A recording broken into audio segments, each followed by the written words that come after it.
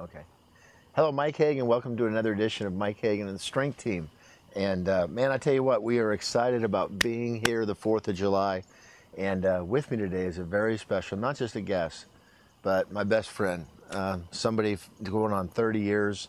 We played in the Michigan Panthers, Bobby Hebert, who... Yeah, it's going to be 30 years, January 2013, so...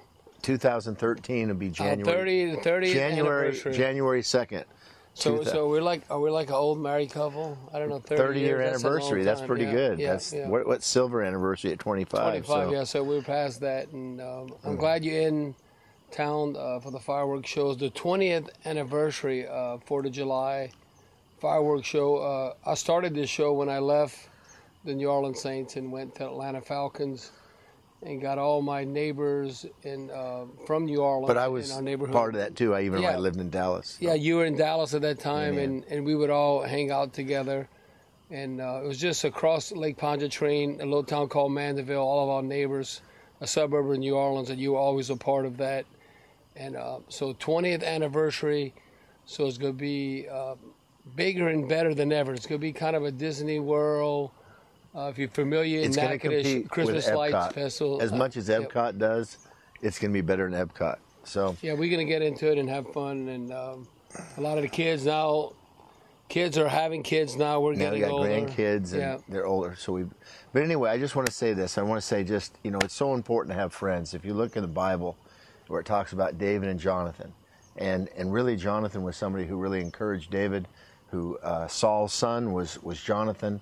And, you need people like that in your life. In this world that we live in, it's important to have close friends. Because I can look at my last 30 years of life, and I've had a lot of acquaintances. I've had a lot of people I thought were my friends. But then, our friendship is, I tell you what, every year we got together. And one of the things, even when I started the ministry with the Power Team back in the early 80s, you've always blessed me and been my friend.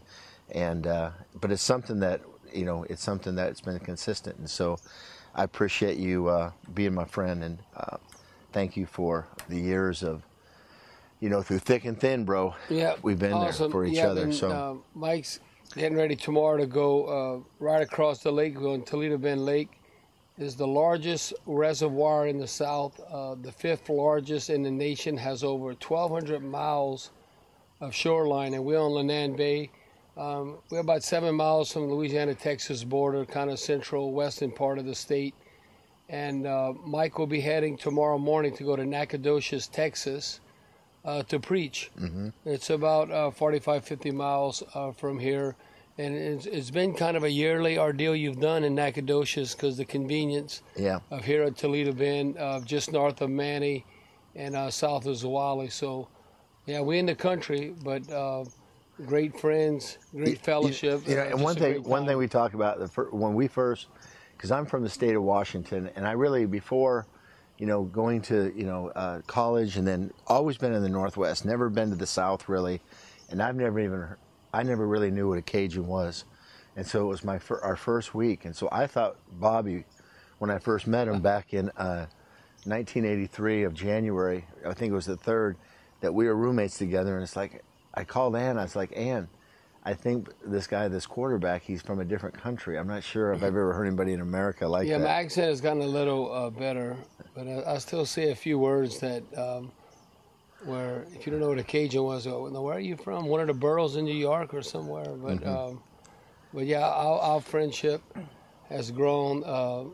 It's closer than a brother, like a blood brother, and. Mike's been there for me, I've been there for him, and I'm just so proud of him and all what he's accomplished. I remember talking to him about his trip to Haiti and how you truly appreciate what you have here in the United States when you expose to something that like a third world environment, the poorest country in the Western Hemisphere, and then you appreciate truly what you have and how God's blessed you. And but I appreciate Mike and going there with his crew and ministering to those people, because there's a need, there's a hunger. Yeah. And Mike was just in New Orleans. We headed here. He was at the Southern Baptist Convention. Mm-hmm.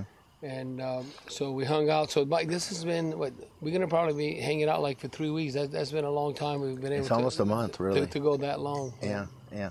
So this one I want to close with is like, is a lot of times that, you know, and I just see this in church a lot of times where people, you know, they go, you know, somebody goes through a tough time and people throw people away. And one thing I'm grateful is that, you know, in our friendship we've just, you know, we've hung in there together through many things. But a lot of times what happens is somebody goes through, you know, a tough time and they fall, they stumble.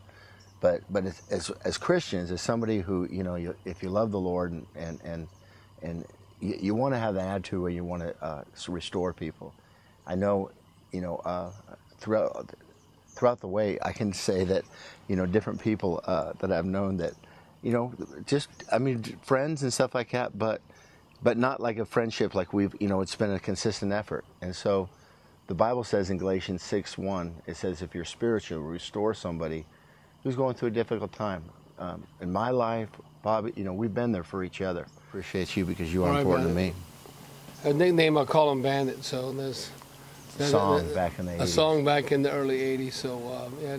So anyway, these little nicknames for one another. I appreciate Bobby just being on the air. And so anyway, God bless you. And we'll see you in another edition of Mike Hagen's Strength Team Podcast. Who dat?